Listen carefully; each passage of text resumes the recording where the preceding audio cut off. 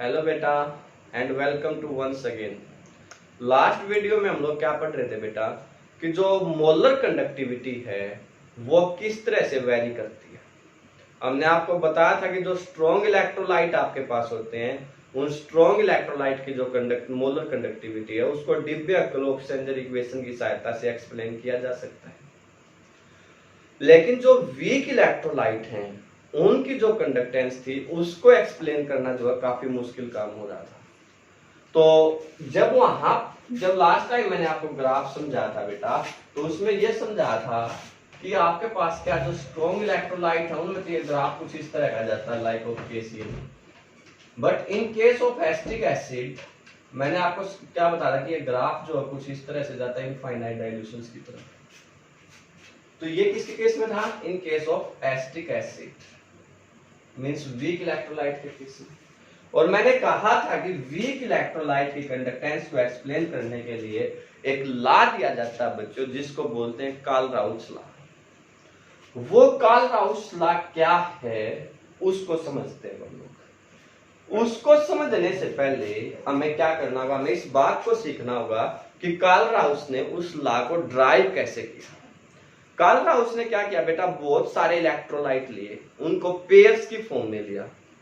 एक बार उसने क्या किया, एनायंस को सेम कर दिया और दूसरी बार उसने क्या किया, कैटायन को सेम कर दिया। और उनकी जो मोलर कंडक्टिविटी है इनफाइनाइट डाइल्यूशंस पे उसको नोट करता गया।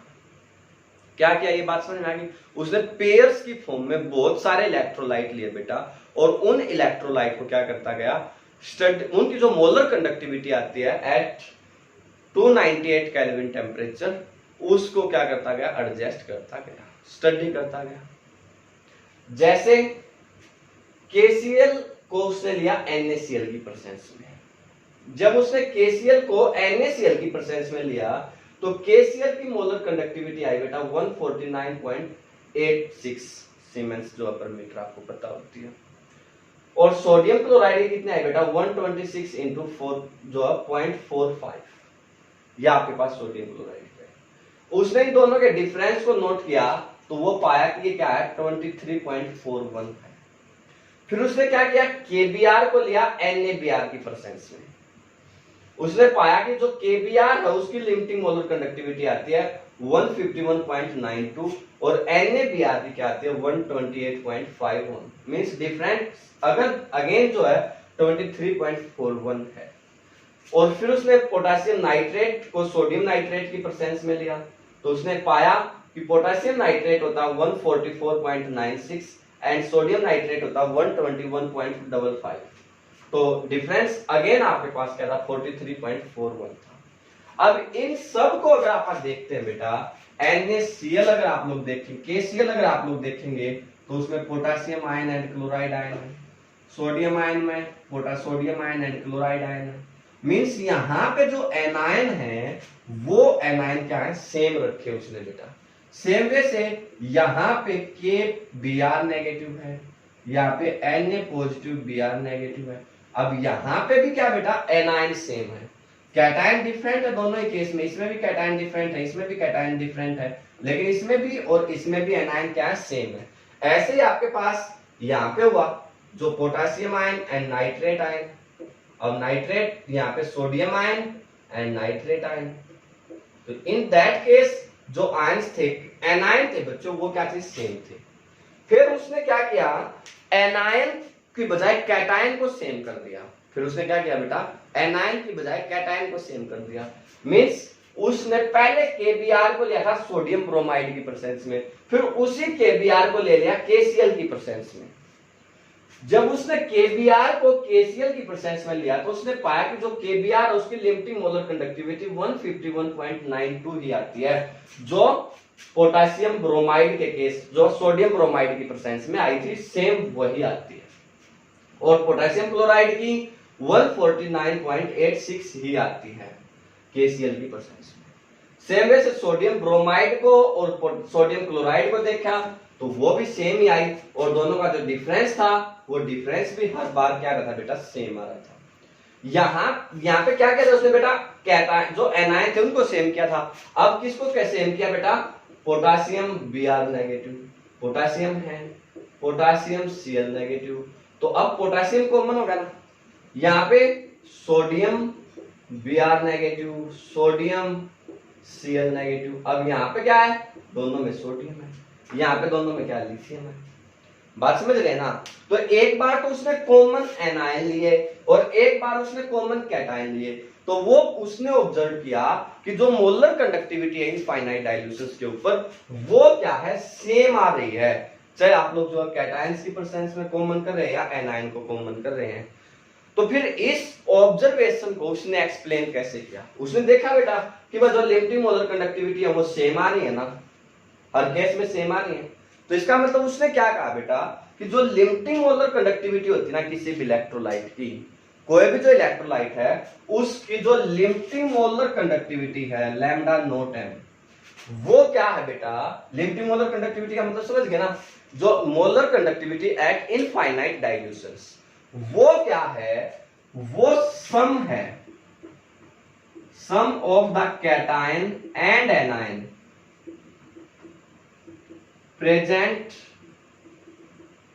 इन द इलेक्ट्रोलाइट्स, या जो भी इलेक्ट्रोलाइट है उसका फॉर्मूला जो प्रेजेंट है उसमें जो कैटायन और एनायन प्रेजेंट है, इस बात का कोई रोल नहीं है कि वो वीक इलेक्ट्रोलाइट है या स्ट्रॉन्ग इलेक्ट्रोलाइट है, इस बात से इसका कोई लेना देना नहीं है, चाहे वो वीक इलेक्ट्रोलाइट है चाहे स्ट्रॉन्ग इलेक्ट्रोलाइट है, conductivity does not matter in that fact. वो जो मोलर कंडक्टिविटी है वो क्या है बेटा, सम है कैटायन एंड एनायंस का।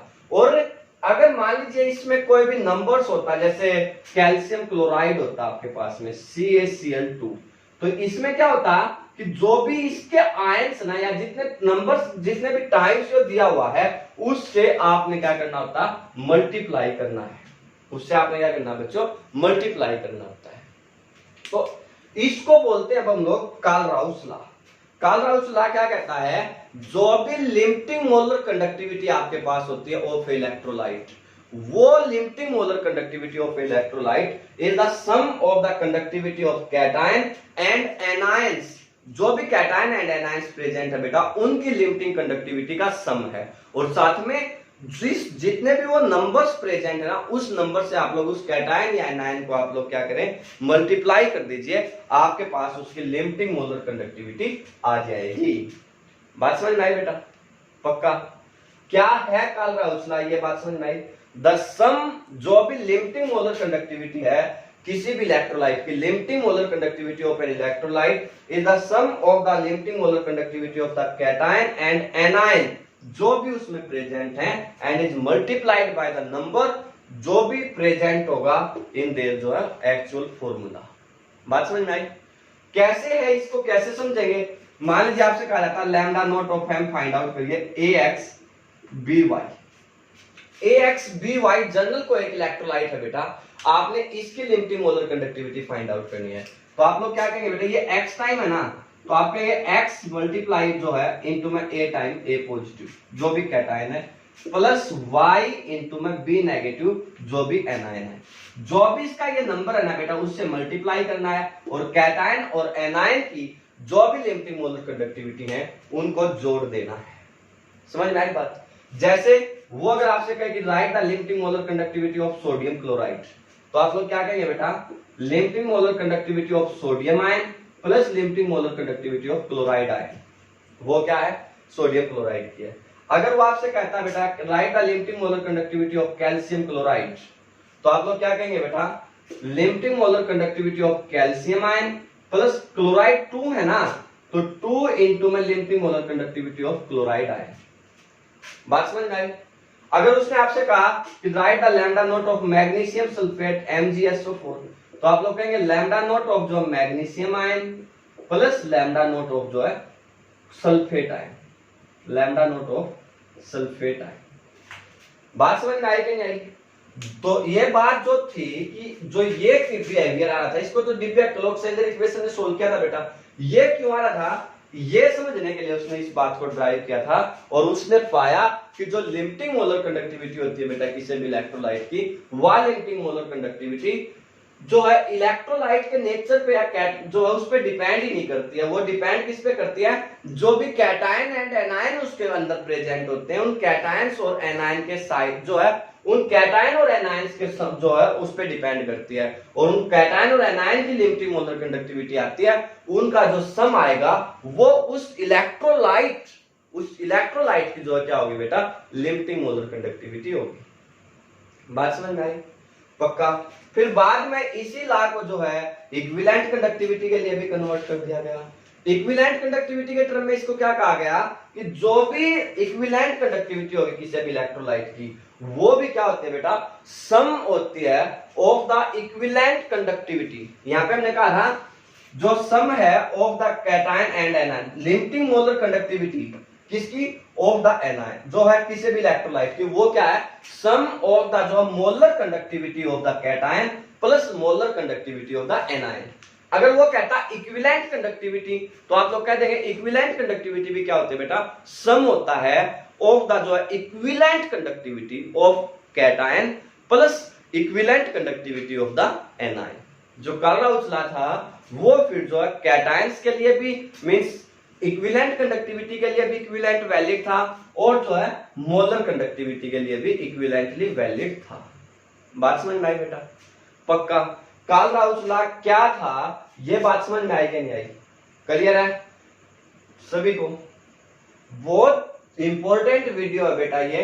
इस वीडियो को सभी बच्चे बहुत ध्यानपूर्वक देखें। मैं गारंटी के साथ ये कह रहा हूं, गारंटी ले रहा हूं कि यहां से जो पढ़ा रहा हूं उसमें से एग्जाम में क्वेश्चन पक्का आएगा। समझ में आ गई बात? तो इसलिए बहुत ध्यानपूर्वक इस वीडियो को देखिएगा कंप्लीट। क्लियर? अब अगर आपसे कहा जाए कि हम लोग कह रहे हैं कि कार्ल-राउच लॉ क्यों पढ़े हम लोग, तो इसका मतलब क्या, इसकी एप्लीकेशंस क्या है कार्ल-राउच लॉ की बेटा, आपने उस बात को देखना होगा। तो कार्ल-राउच लॉ की वैसे तो बहुत सारी एप्लीकेशंस हैं, उनको हम लोग कल वाली वीडियो में भी डिस्कस करेंगे लगातार। एक जो इंपॉर्टेंट एप्लीकेशंस है उसकी बात करते हैं हम लोग। अभी हमने कहा था कि जो कार्ल-राउच लॉ दिया क्यों गया था, क्योंकि जो लिमिटिंग मोलर कंडक्टिविटी थी वीक इलेक्ट्रोलाइट की वो आइडेंटिफाई नहीं हो रही थी, तो उसी को कैलकुलेट करने में जो है कार्ल-राउच लॉ की सबसे बड़ी एप्लीकेशन है। तो कार्ल-राउच लॉ की जो सबसे बड़ी एप्लीकेशन है बेटा वो क्या है, कैलकुलेशंस ऑफ जो है molar conductivity of, calculation of जो मोलर कंडक्टिविटी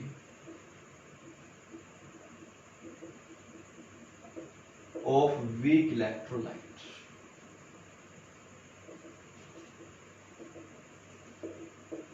जो वीक इलेक्ट्रोलाइट हैं जिनको डिब्बे-क्लोक्सेंजर इक्वेशन की सहायता से एक्सप्लेन नहीं किया जा सकता, तो उनकी लिमिटिंग मोलर कंडक्टिविटी कैसे फाइंड आउट करेंगे। जैसे बेटा हम कह रहे थे कि हमारे पास जो बार बार ये प्रॉब्लम आ रही थी कि एसिटिक एसिड की लिमिटिंग मोलर कंडक्टिविटी कैसे फाइंड आउट करेंगे। अब कार्ल-राउच लॉ क्या कहता है, देखिए मान लीजिए limiting molar conductivity of acetic acid find out करनी है हमने, तो हमें इस बात का पता है बेटा कि जो लिमिटिंग मोलर कंडक्टिविटी है